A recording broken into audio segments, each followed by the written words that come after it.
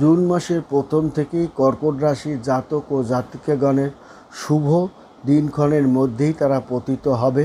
তাদের স্বাস্থ্যও ভালো থাকবে, সন্তানদের সঙ্গে তার সুসম্পর্ক বজায় থাকবে, পারিবারিক জীবনে টুকটাক ঘটনা বাদে তারা একটা সুন্দর পরিস্থিতির মধ্যেই দিয়েই যাবে।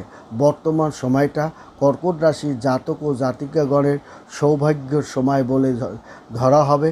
তাদের আয় বাণিজ্য বেড়ে যাবে, লয়ারের নতুন নতুন কাজকর্ম পাবে, ডাক্তারদের নতুন নতুন রোগীর সন্ধান তারা পেয়ে যাবে এবং আপনার জমি সম্পত্তি যানবাহন কেনার একটা সম্ভাবনা, উজ্জ্বল অবস্থানের মধ্যে আপনি পতিত হবেন।